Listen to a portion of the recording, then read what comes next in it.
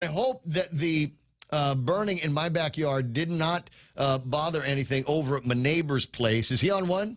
Your neighbor is on one. Line one. Will Parkinson from the legislature. Buenas and Day, Senator.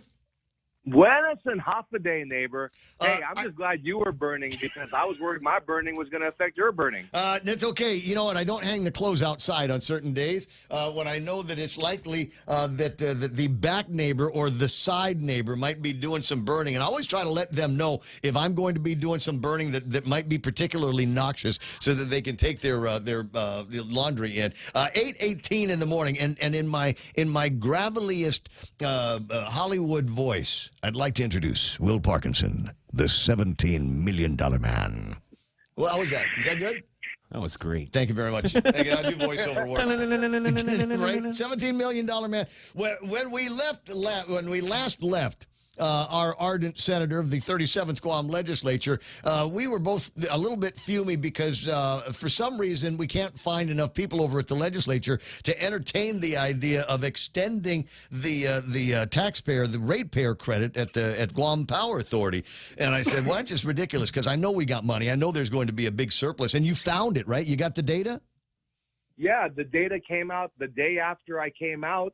And my projections and my anticipation that we would have a big surplus was correct. In fact, it was such a big surplus. It looks like we have enough plus some change.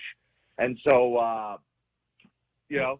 Well, let's put my overpayments to work, buddy.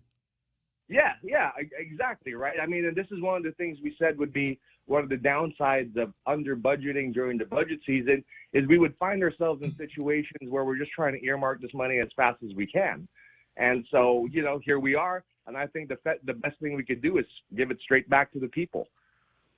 Get no argument from me, obviously.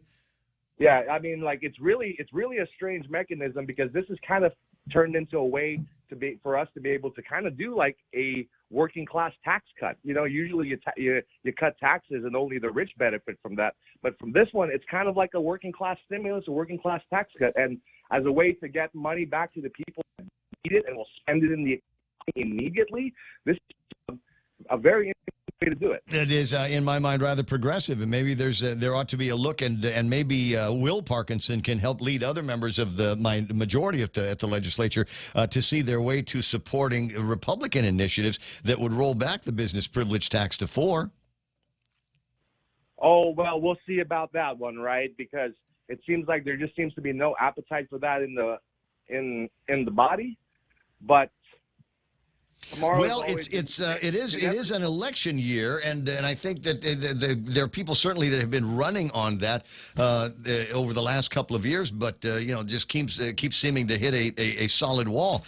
Clearly, the government of Guam is making too much money on taxes, and my guess is it's a lot of that comes from the business privilege tax. Although I suppose an argument can be made that with as many people working, we've also seen significant growth in the withholding taxes. At any rate. At any rate, let's find a way to reduce that burden on the community.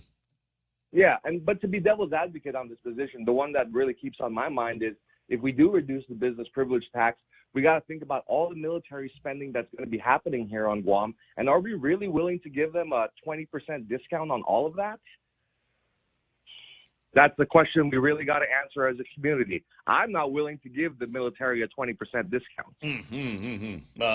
Depending on the weight and the gravity of what they're talking about spending, just the Iron Dome alone is going to be north of $150 million. And 5% of that is going to be significant into the Treasury here on Guam. On the other hand, is that something, is that a decision that you're comfortable making in order to maximize the income from the military construction? We're still likewise maximizing the income from the everyday Chamorro. And I don't know if you've taken a look at some of the census numbers, unless you've got a bachelor's degree in this town, and not everybody's got one, you are doomed to making right around minimum wage for the rest of your lives. The census figures came out with some of that stuff the other day. You will own nothing and you will be happy? Yeah, maybe that's where things are headed. Yeah, and, I don't buy that, Brand. Part of the American dream is being able to take where you started in life and claw and grind and fight and make yourself something better in the future through hard work and perseverance. No, I get that, and I can say, I can sing that same song with you. I'm just saying that I think that there is the business privilege tax might be actually hurting the people that need the money, number one, and need access and need better access to the government programs that those tax dollars provide. Yeah, and I would be happy to look at compromises. Like I know the Dave Santos Act, it raised the threshold for when paying the different rate of BPT. Like it was for the first million, it's at like 3%. I understand with inflation that we're hitting mom and pop stores that have a net value of over $1 million, and so maybe we raise that threshold so that we. Now that you found that $17 million, are you going to try again? Yeah, I'm gonna do my best to be respectful to my colleagues first and let all the bills that are already on the agenda through. But I fully intend by the end of the session to at least make the attempt and see if we could have that conversation.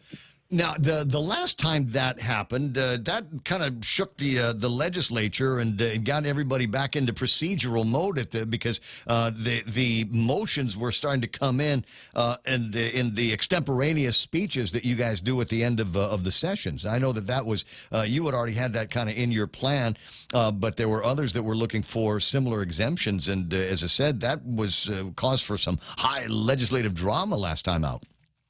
Yeah, and I understand everyone has agendas that they're trying to get out. And for me, I've always thought that when we're doing things last minute, that should be for a very good reason, and usually if it's a good reason, the merits of that bill will stand on its own. But maybe that's the idealist in me, right? Maybe it's just the idealist in me. Right. But I'm hoping that now that the CRER report came out, that people will be able to look at it with a second eye. I do believe it's necessary for all these public hearings.